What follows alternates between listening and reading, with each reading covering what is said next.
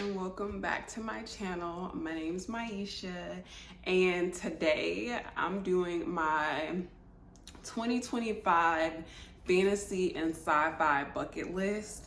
I gotta read these books.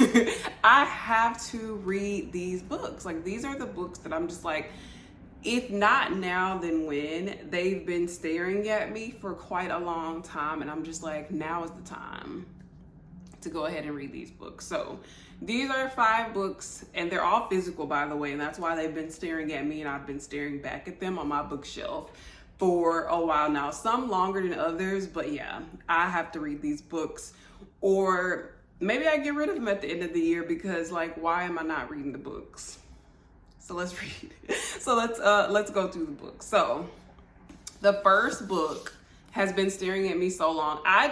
I'm not gonna say I DNF'd this book. I won't give it that, okay? I started reading this book, then I stopped. I didn't DNF it because to me, a DNF is very intentional, and it's like, oh, I don't want to read this book anymore. I am DNFing it, and like, that was not what happened. So this book is called Skin of the Sea by Natasha Bowen, and it's really a beautiful cover. Like, look at that. I believe she's like a mermaid of some sort, or a deity. This book is up my alley. It's fantasy. It talks about the Orishas. It talks about, it's not necessarily historical fiction, but I definitely think it gives like this almost like African mythology, you know, basis behind it. I should love this book. I should be into this book. I should eat this book up. Why have I not eaten this book up? I don't know. But I will say, a lot of times when I do this, when like I'm staring at a book for a long time and I never actually read it, once I read it, I'm like, why did I not read that book? Like, it was so good. And so I'm hoping that that's what happens with this book. I have to read this book before 2025 ends, or I won't be well. So we're gonna read this book. We're gonna read this book. We're gonna read it. Next book that we have got to read in 2025 is The 3-Body Problem. And honestly, half of the author's name is covered up with the little Barnes and Nobles tab. And I'm not sure if I would pronounce it well without that. So we're gonna say Mr. or Mrs. Lou, you know. Anywho, this is a sci-fi series, The 3-Body Problem. It has a Netflix series, apparently. I've seen this book for a long time now, and I've heard that this series is just so good. I have yet to come across a person who doesn't like this series. Also, Barack Obama likes this series. I tend to have a very similar taste to Barack Obama, if I say so myself, when it comes to books, right?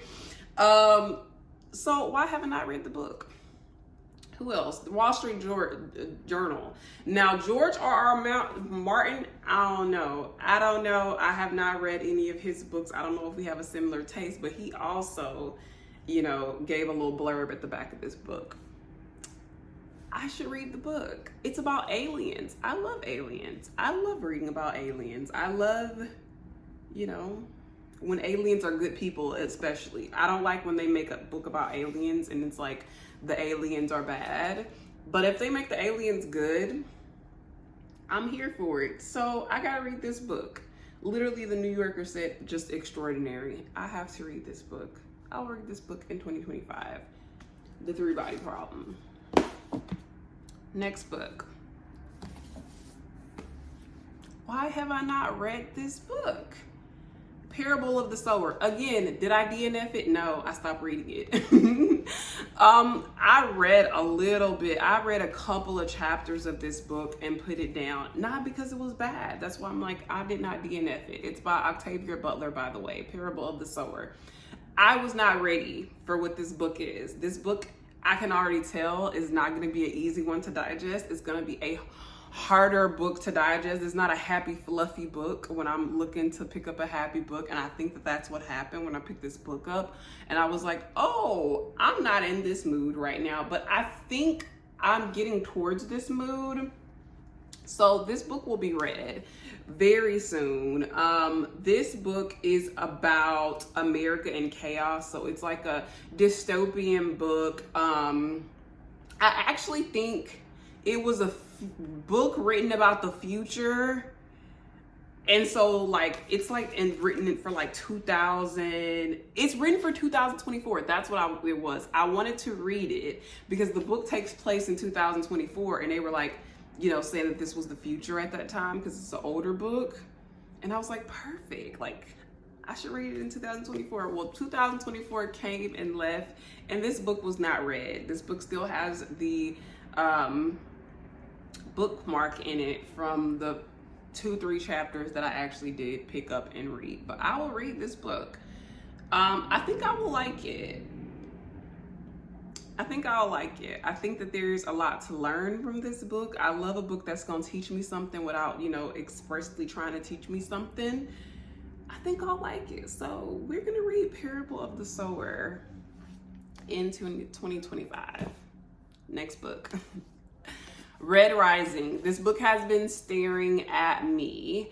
This book, I believe, goes into the fantasy category. I don't think that this is sci-fi. Don't quote me though. The back of the book says, his wife is taken, his people are enslaved, driven by a longing for justice and the memory of his lost love. Daryl will stop at nothing to bring down his enemies, even if he must become one of them to do so. That's tea. That sounds like up my alley. It says, for the first time, Red will rise. I'll probably like this book. I've heard that there's a lot of destruction, fighting, bad things in this book. I could be in the mood for that. I could see me being excited to read that. But again, I just have to pick it up. And this is Red Rising by Pierce Brown. This is also, I don't know if it's a trilogy or, yes, it's a trilogy. So there's 3 books in this series. I'm not saying that I'm gonna read all the books in the series because I could barely, I haven't picked this one up. So who says I'm gonna finish the series? But I will read this book into 2025. If it's really good, I'll go on to read the rest of the series.